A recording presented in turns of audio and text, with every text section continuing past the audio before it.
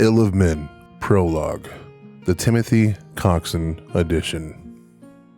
High King, Vara Fara stood atop the shattered ramparts of Umnir Keep, the winds howling like a dragon's haunting carrion, thick with the stench of charred flesh and blood-soaked earth. Below, Elsinore's field sprawled as a crimson wound, battlefield turned burial, scarred by the rebellion's final convulsion. War machines, twisted like the bones of fallen titans, lay half sunken in the mire, iron talons clawing at the mud, not in menace, but in longing, as if death even resisted rest. Mudus Vapid's banners, once proud sigils of peace and justice, now clung to scorched metal like funeral shrouds, stitched with lies. The horizon burned with pyres, their flicker a mockery of stars, a celestial graveyard kindled by folly. Vara Fara's iron hand gripped the jagged stone, the metal biting deep, as though demanding tribute from flesh. Rage coursed through him like molten ore, through cracked bedrock, each heartbeat forging fury in his chest. His crown burned gold against his brow, untarnished, gleaming, a perfect relic untouched by the rot below. Peace, he spat, the words ash on his tongue. Justice, you dream of a world without gods, Mudos, but never saw their truth.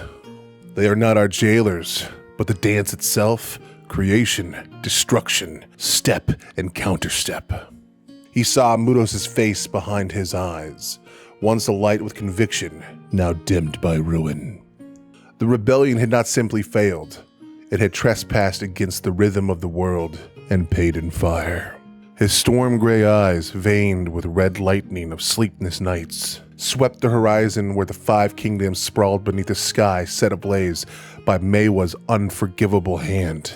The goddess of color claimed no dominion. Her laugh could not be bound by mere borders. Her prism flesh rippled across the heavens in defiance of order. Iridescent blues bled into wildfire orange, while stars hung like scattered jewels from a broken crown.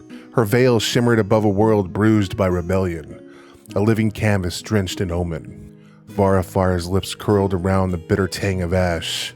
The gods were not the enemy Mudos had cursed, but their beauty, like their wrath, was only the outer skin of madness. Their duality stood as the final ward between chaos and the void beyond. From Umnir's Keep's broken spine, Vara Fara beheld the five kingdoms as wounds still weeping beneath the gods' burning gaze. To the west, Elsinore smoldering and Tis's fever fire, goddess of lust and avarice. Her breath a golden steam that seeped into the skin and marrow. Coins clung to flesh like scabs, and bodies convulsed in pursuit of pleasure, their craving a blaze that devoured rot and virtue alike. Her whispers did not cure the progenitor's corruption, they made it seductive. Northward, Thermostate's jagged peaks bowed to Morcia, war god, Iron Lord, whose breath fell like ash in command. His breath split men in two, those who became blades and those who broke. The necro plague curled at the edge of his reach, a rot rebuked but not destroyed, wanting like rust beneath polished steel. In the northeast, Urith's volcanic core pulsed with Ura's molten veins.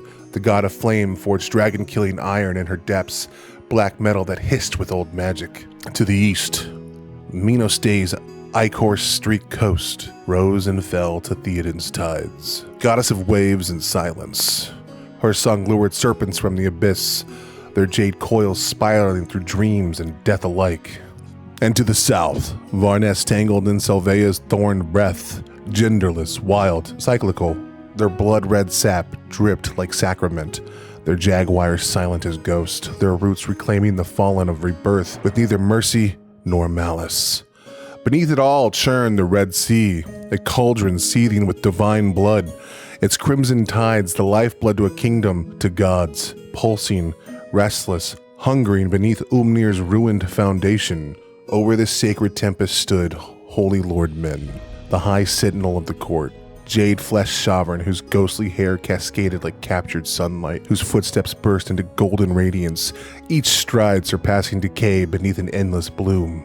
Her laughter, vibrant, boundless, was the spell holding all oblivion at bay, the final hymn before silence, the single thread, wresting chaos from swallowing everything.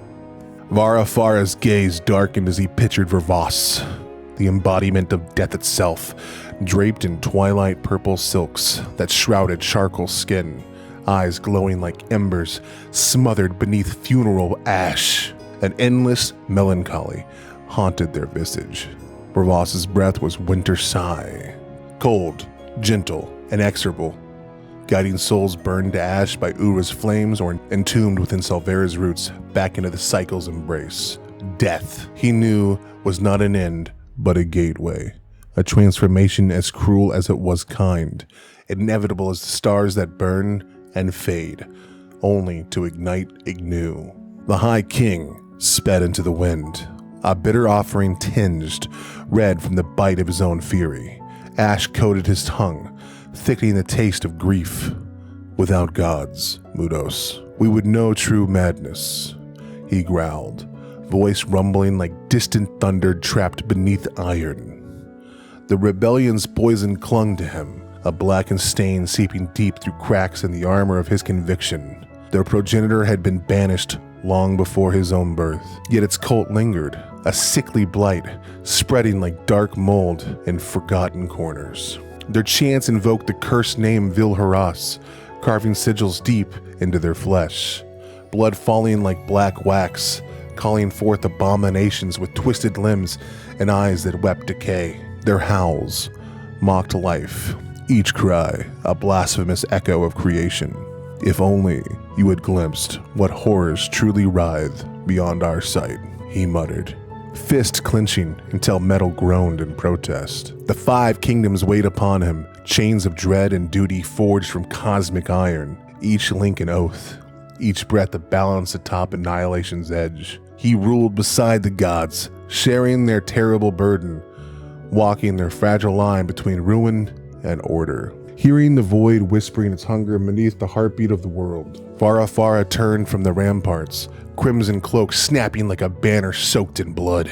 The rebellion's ashes swirling in defiance around him, stinging eyes already raw from sorrow. His gaze caught suddenly on a sigil etched deep into the stone, a spiral jagged and malevolent, pulsing faintly with diseased greenish light. The void gnawed tirelessly at reality's fraying edges.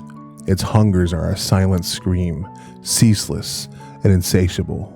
The pyres below burned brighter, mocking stars flickering like laughing mouths, portents whisper of the chaos yet to awaken.